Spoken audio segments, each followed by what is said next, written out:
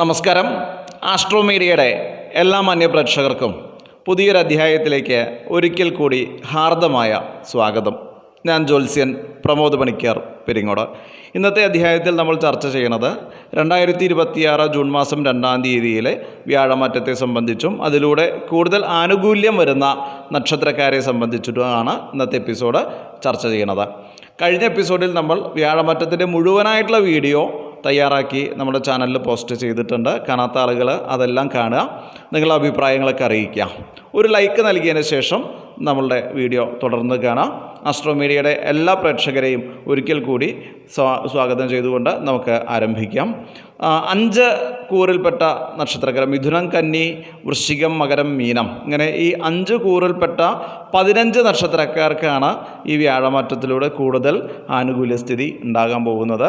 ആദ്യം മിഥുനം നക്ഷത്രത്തിൽപ്പെട്ട മകീരത്തിൻ്റെ അവസാനത്തെ 2 പാദം, തിരുവാതിര നക്ഷത്രം, പുണർദത്തിൻ്റെ ആദ്യത്തെ 3 പാദം, അവർക്ക് 2ലേക്കാണ് വ്യാഴം വരുന്നത്.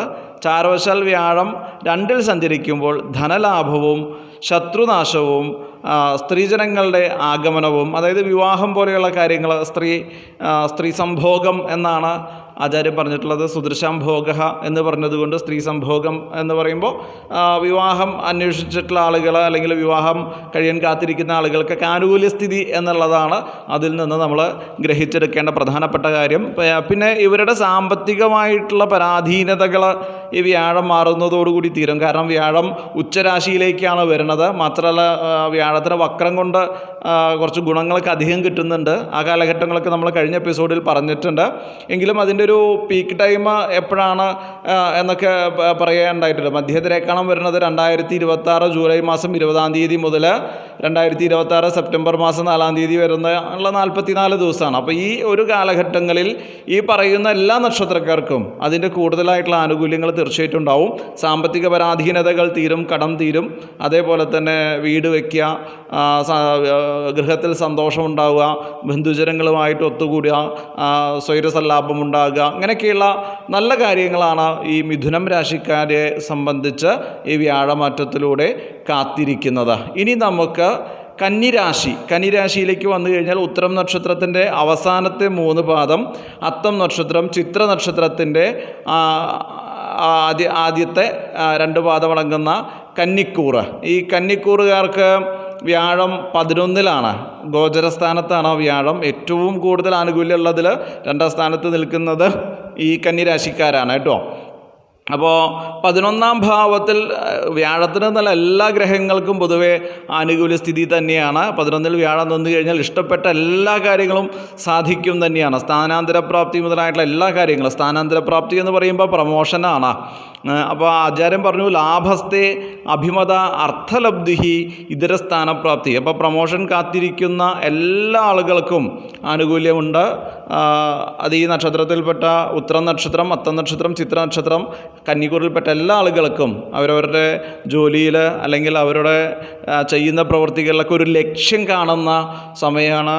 സാമ്പത്തിക ലാഭം, പലതരത്തിലുള്ളതായ സാമ്പത്തിക ലാഭങ്ങൾ, ബിസിനസ് ചെയ്യുന്ന ആളുകൾക്ക് സാമ്പത്തികമായിട്ട് ഉന്നതി ഉണ്ടാവുക, രാഷ്ട്രീയം, കല, സാമൂഹികം ഇത്യാദി വിഷയങ്ങളുമായി ബന്ധപ്പെട്ട് പ്രവർത്തിക്കുന്ന ആളുകൾക്ക് ആനുകൂല്യസ്ഥിതി ഒക്കെ ഇതിൽ വരുന്നുണ്ട്. അപ്പോൾ കന്നിക്കൂറുകാർക്ക് വ്യാഴമാറ്റത്തിലൂടെ കൂടുതൽ ആനുകൂല്യസ്ഥിതി നമുക്ക് പ്രതീക്ഷിക്കാവുന്നതാണ്. ഇനി നമുക്ക് വൃശ്ചികക്കൂറിലേക്കാണ് പോകേണ്ടത്. വൃശ്ചികക്കൂറ് എന്ന് പറയുമ്പോൾ വിശാഖ നക്ഷത്രത്തിൻ്റെ അവസാനത്തെ 15 നാഴിക, അനിഴം നക്ഷത്രം, തൃക്കേട്ട നക്ഷത്രം അടങ്ങുന്ന വൃശ്ചികക്കൂറുകാർക്ക് അവർക്ക് ചാരവശാൽ വ്യാഴം 9-ൽ സഞ്ചരിക്കുന്ന സമയമാണ്. 9-ാം ഭാവം എന്ന് പറയുമ്പോഴും ഗോചരസ്ഥാനം തന്നെയാണ്. ഗോചരം എന്ന് പറയുമ്പോൾ കൂടുതൽ ആനുകൂല്യമുള്ള സ്ഥാനം എന്നാണ് നമ്മൾ മനസ്സിലാക്കേണ്ടത്. 9-ൽ വ്യാഴം സഞ്ചരിക്കുമ്പോൾ സന്താനലബ്ധി ഉണ്ടാവുക, സന്താനത്തെ കാത്തിരിക്കുന്ന ആളുകൾക്ക് സന്താനലബ്ധി ഉണ്ടാവുക, വിവാഹം മുതലായിട്ടുള്ള കാര്യങ്ങൾ ഉണ്ടാവുക, സൽക്കർമ്മങ്ങൾ, അവനവൻ്റെ ധർമാനുഷ്ഠാനങ്ങളിൽ കൂടുതൽ ശ്രദ്ധ ചെലുത്താൻ പറ്റുക, പുണ്യ തീർത്ഥ സ്നാനങ്ങൾ ചെയ്യേണ്ടി വരിക, പ്രധാനപ്പെട്ട ക്ഷേത്ര ദർശനങ്ങൾ നടത്തുക, അവനവൻ ചെയ്യുന്ന കാര്യങ്ങൾ ഭാഗ്യം കൊണ്ട് അതെല്ലാം അനുകൂലമായിട്ട് ഭവിക്കുക. ഭാഗ്യം നല്ലോണം വർദ്ധിച്ചു നിൽക്കുന്ന സമയമാണ്. ഭാഗ്യാനുകൂല്യം ധാരാളം ഉണ്ടാവും. ഭാഗ്യം കൊണ്ട് നേടേണ്ട സർവ്വകാര്യങ്ങൾക്കും ആനുകൂല്യസ്ഥിതി ഈ വൃശ്ചികം രാശിയിൽപ്പെട്ട വിശാഖം, അനിഴം, തൃക്കേട്ട നക്ഷത്രക്കാർക്ക് തീർച്ചയായിട്ടും കിട്ടുന്നതാണ്. ഇനി നമുക്ക് അടുത്തത് മകരം രാശിയിലേക്ക് പോകണം. മകരം രാശിയിലേക്ക് പോയി കഴിഞ്ഞാൽ ഉത്രാടം നക്ഷത്രത്തിൻ്റെ അവസാനത്തെ 3 പാദം, തിരുവോണം നക്ഷത്രം, അവിട്ടം നക്ഷത്രത്തിൻ്റെ ആദ്യത്തെ 2 പാദം. അപ്പോൾ മകരം രാശിക്കാർക്ക് 7ലേക്കാണ് വ്യാഴം ചാരവശാൽ വരുന്നത്. വ്യാഴം ചാരവശാൽ 7 വരുന്ന സമയത്ത് ബുദ്ധി സാമർഥ്യം കൊണ്ട് നേടേണ്ടതായ സർവ്വകാര്യങ്ങളും, അതായത് പരീക്ഷാദികൾ, ഈ UPSCയുടെ പരീക്ഷയ്ക്ക് എഴുതുന്ന ആൾക്കാരൊക്കെ ഉണ്ടെങ്കിൽ അവർക്കൊക്കെ ആനുകൂല്യം ഉണ്ടാവും. അതേപോലെ തന്നെ പ്രധാനപ്പെട്ട പരീക്ഷ എഴുതുന്ന എല്ലാ ആളുകൾക്കും ബുദ്ധി സാമർഥ്യം കൊണ്ട് നേടേണ്ടതായ സർവ്വകാര്യങ്ങളിൽ ഏർപ്പെട്ട ആളുകൾക്കും അനുകൂലസ്ഥിതി കാണുന്നുണ്ട്. വാക്സാമർഥ്യം എന്ന് പറയുമ്പോൾ ഇൻ്റർവ്യൂവിൽ പങ്കെടുക്കുന്ന, അഭിമുഖ പരീക്ഷകളിലൊക്കെ പങ്കെടുക്കുന്ന ആളുകൾക്കൊക്കെ ആനുകൂല്യസ്ഥിതി കാണുന്നുണ്ട്.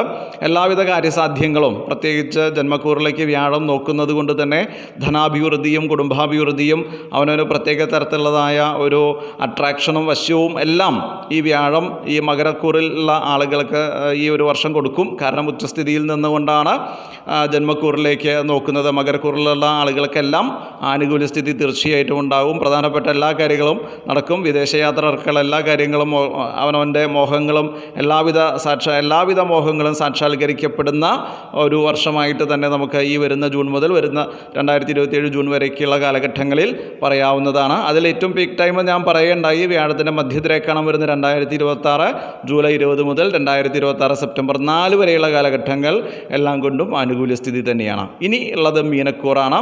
പൂരോരുട്ടാതി നക്ഷത്രത്തിൻ്റെ അവസാനത്തെ 15 നാഴിക, ഉത്രട്ടാതി രേവതി അടങ്ങുന്ന മീനക്കൂറുകാർക്ക് അവർക്ക് 5ലേക്കാണ് ചാരവശാൽ വ്യാഴം വരുന്നത്.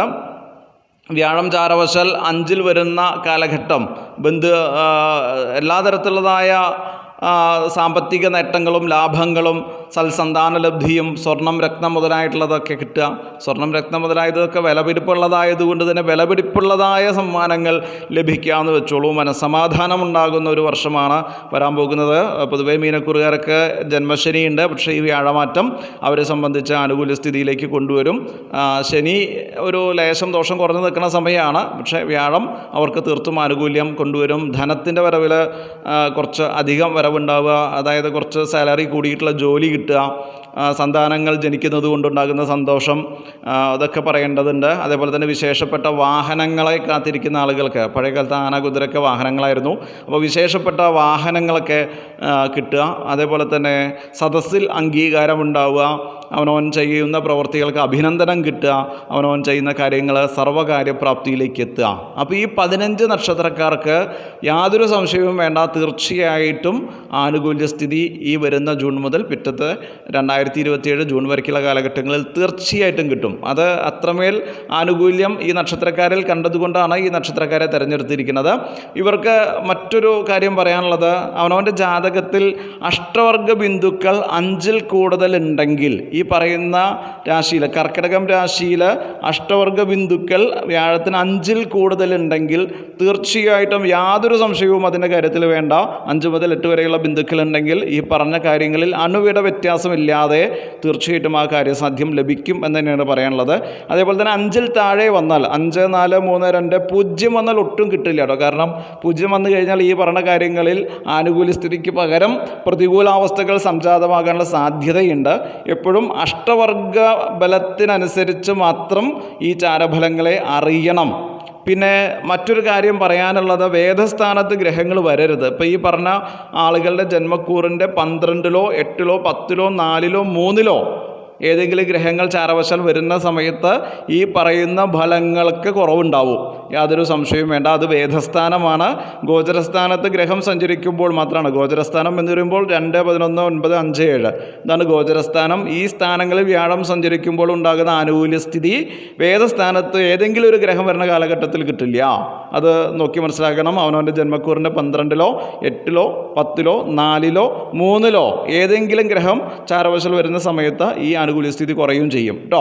അപ്പോൾ ഇതൊക്കെ മനസ്സിലാക്കിയിട്ട് വേണം അഷ്ടവർഗ ബന്ധുക്കളുടെ ആധിക്യവും നോക്കിയിട്ട് വേണം നമ്മൾ ഈ ഫലങ്ങളെയെല്ലാം ഉറപ്പിക്കാൻ എന്നുള്ളൊരു സൂചന തന്നുകൊണ്ട് തൽക്കാലത്തേക്ക് വിട പറയുന്നു. അടുത്ത എപ്പിസോഡിൽ കൂടുതൽ വിവരങ്ങളുമായിട്ട് നമുക്ക് ഈ വ്യാഴമാറ്റം തന്നെ ചർച്ച ചെയ്യാം. അതുവരേക്കും എല്ലാവർക്കും ഒരിക്കൽ കൂടി നന്ദി, നമസ്കാരം, ശുഭദിനം.